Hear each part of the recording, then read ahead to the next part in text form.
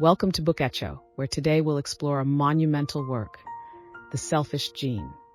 Imagine you're chatting with friends. Suddenly someone asks, if you could live forever, but at the cost of losing your ability to reproduce, would you choose it? This question might sound absurd, but it touches on the essence of life. In this age of social media, we're often preoccupied with personal achievements and self-realization, but rarely consider the bigger question: what is the meaning of our existence? In 2023, humans successfully cloned a primate for the first time. This breakthrough sparked heated discussions and made us ponder, what does the continuation of life truly depend on? Is it the survival of individuals or the transmission of genes? Richard Dawkins provides a surprising answer in The Selfish Gene. The protagonists of evolution are actually those invisible and intangible genes. This view might sound strange at first. After all, we struggle every day for our own survival and development. How could we just be puppets of genes? However, as you delve deeper into Dawkins's theory, you'll find that this seemingly cold perspective actually reveals the mysteries of life and the essence of human nature. It not only explains many biological behaviors, but also helps us re-examine numerous phenomena in human society. Let's explore this revolutionary theory together and see how it changes our perception of life and self. Author's first point: genes are the core units of evolution. Richard Dawkins presents a revolutionary idea in The Selfish Gene. The core unit of evolution is not individuals or species, but genes. This view overturns traditional evolutionary theory and provides a new perspective for understanding the essence of life. Dawkins's argument begins with a deep reflection on Darwin's theory of evolution. He points out that while Darwin correctly recognized the importance of natural selection, the science of his time couldn't explain the specific mechanisms of inheritance. With the development of modern genetics, we now know that genes are the true carriers of genetic information. Dawkins argues that if we carefully observe the history of life, we'll discover an astonishing fact. Throughout the long process of evolution, individuals and species have been constantly changing, while only genes have remained relatively stable. Genes perpetuate themselves through replication, and biological individuals are like temporary containers for genes. From this perspective, evolution is the process of certain genes changing their frequency in the gene pool relative to other genes. In comparison, individual life is short-lived, and species evolve or go extinct over time. Only genes can truly span the entire evolutionary process. To better illustrate how genes become the core unit of evolution, Dawkins provides a vivid analogy in the book. Imagine a group of people playing a special card game. In this game, each player has a complete deck of cards representing their genome. The rules are as follows. In each round, players choose some cards from their deck and place them in the center of the table. Then, all players take turns picking from the cards on the table to reform their own deck. This process is like gene recombination during biological reproduction. Some cards might be particularly popular and quickly picked up, while others might remain on the table for a long time without anyone taking them. As the game progresses, the proportion of certain cards in players' hands will gradually increase, while others will decrease. This simulates the change in gene frequency within a population. Now let's imagine this game continuing for millions of years. During this long time, individual players constantly come and go, and even the entire game species might undergo earth-shattering changes. However, those popular cards, i.e. favorable genes, continue to exist and circulate in different games. Dawkins vividly illustrates through this analogy why genes, rather than individuals or species, are the true protagonists of evolution. In this game, the lifespan of individual players is limited, and the rules of the entire game species may change, but the cards themselves can exist for a long time and influence the direction of the game. The author also gives another example to illustrate the longevity of genes. He points out that all living organisms on Earth today, from bacteria to elephants, from ferns to humans, share genes from the same ancient ancestor. This means that some genes have successfully survived on Earth for nearly 4 billion years, undergoing countless replications and transmissions. In contrast, the longest-lived individual life is only a few hundred years, and the oldest species can only be traced back to a few million years ago. This again proves that genes are the main thread running through the entire history of life.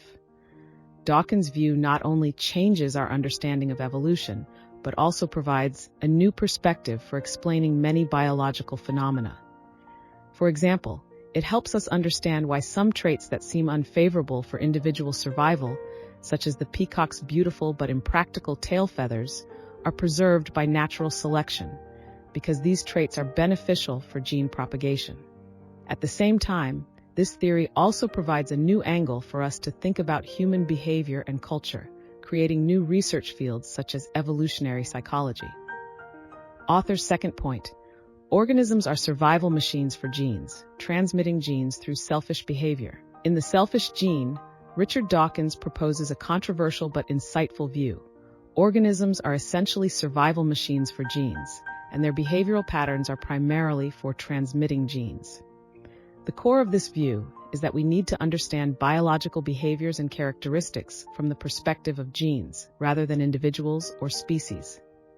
Firstly, genes have persistence. Throughout the long evolutionary journey, individuals die, species go extinct, but genes can continue to exist. Therefore, natural selection acts more at the gene level rather than at the individual or species level. Secondly, the selfish nature of genes.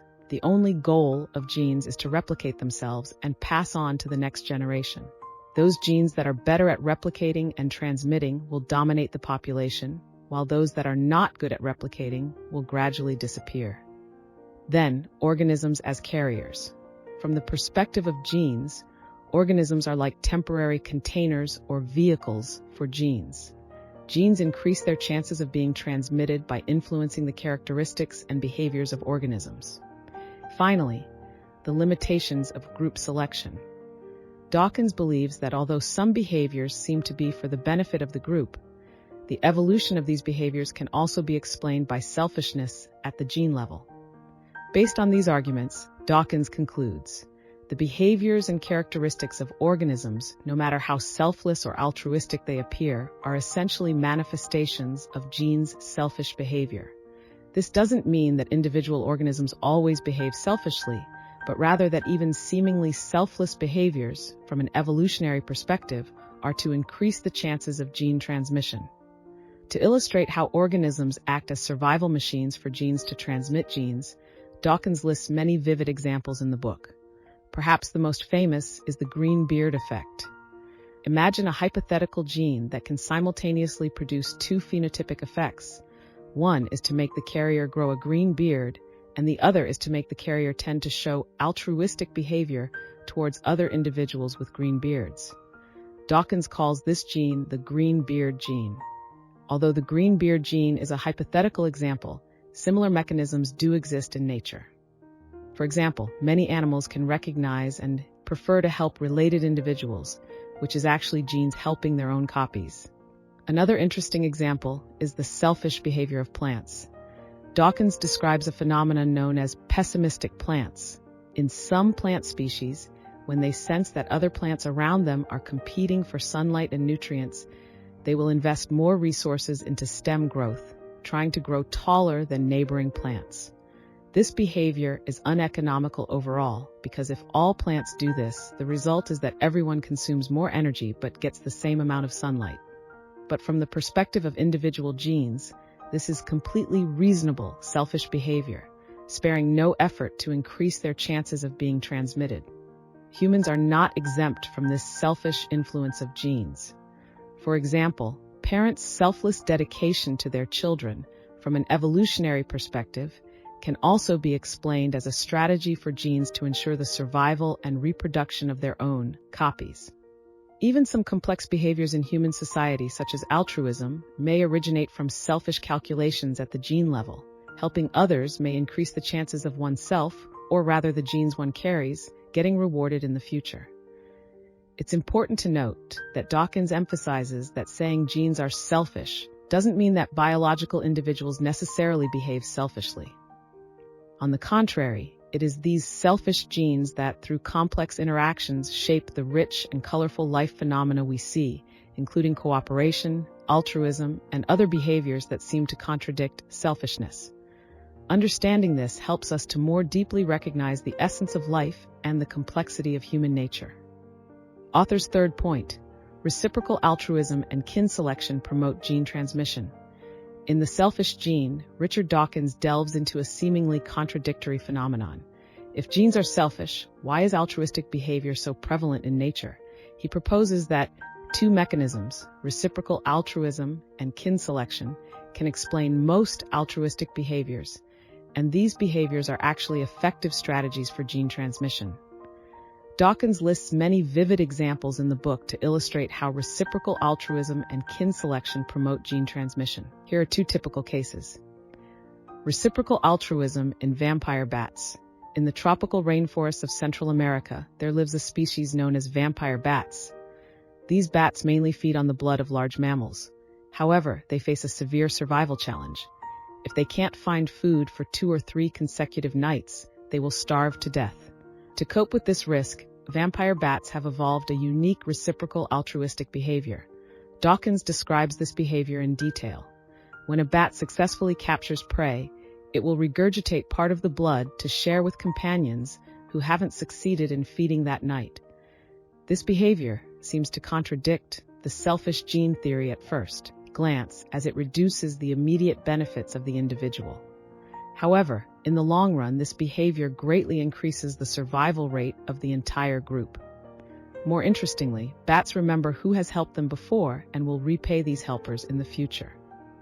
If a bat always accepts help but never reciprocates, it will eventually be ostracized by the group and lose the benefits of this mutual aid. This is a typical tit-for-tat strategy, a manifestation of an evolutionarily stable strategy. Through this reciprocal altruistic behavior, vampire bats greatly increase the survival rate of themselves and the genes they carry. From a gene's perspective, this seemingly selfless behavior is actually a very selfish survival strategy. Through these rich examples, Dawkins vividly illustrates how reciprocal altruism and kin selection promote gene transmission in situations that seem to contradict the selfish gene theory. This view not only helps us understand the widespread cooperation and altruistic behavior in nature, but also provides a new perspective for us to think about morality and ethics in human society. Dawkins emphasizes that understanding these mechanisms doesn't mean we should reduce all behaviors to selfish calculations of genes. On the contrary, recognizing these deep mechanisms can help us better understand and appreciate the complexity of life and the evolutionary roots behind biological behaviors.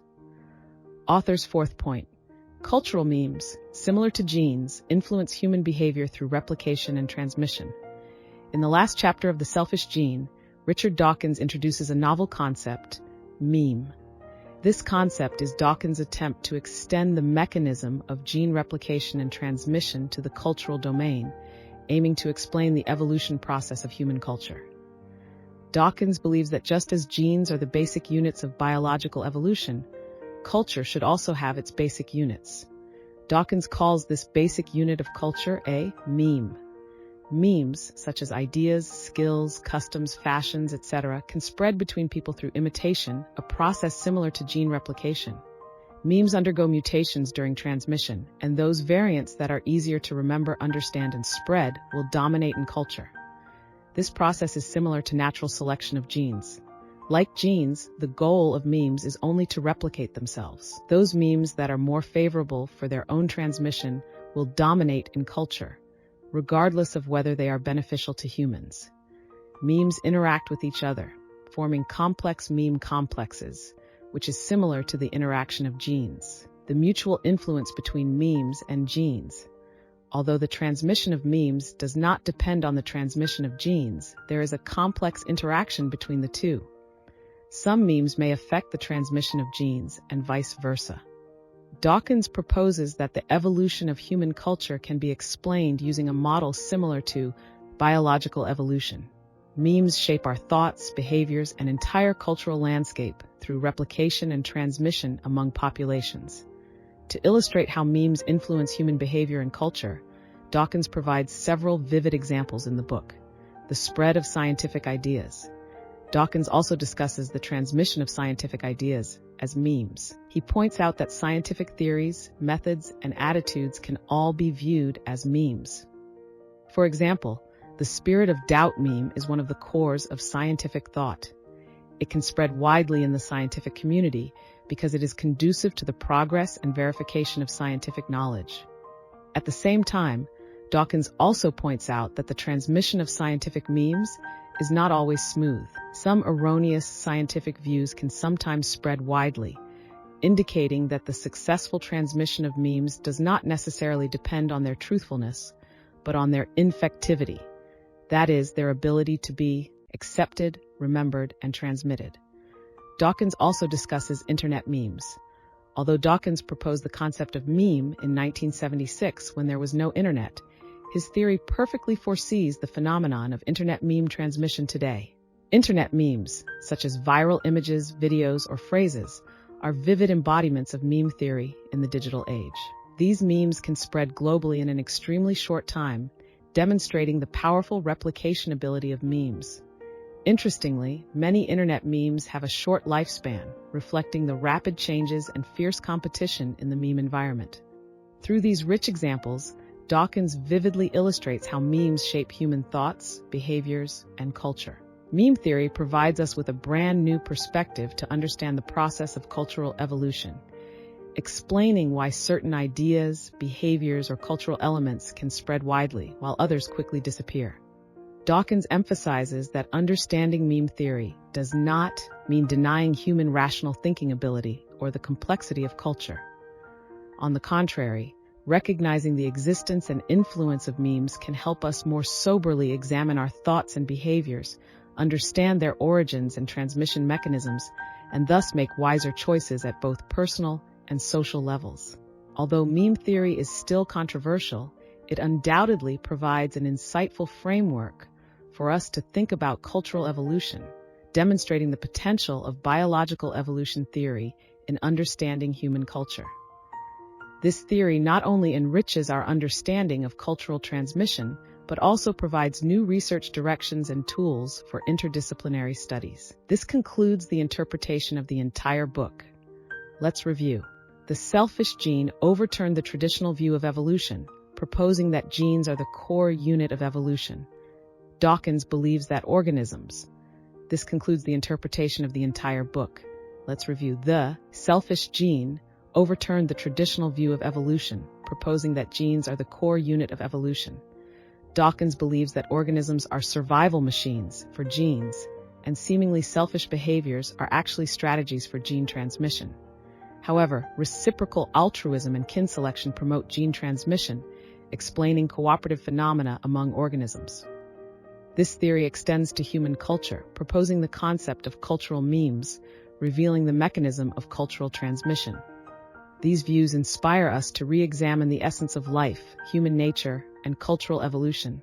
It not only explains the roots of biological behavior, but also provides a new perspective for understanding human social phenomena, prompting us to think more deeply about the underlying motivations of personal behavior and social interactions.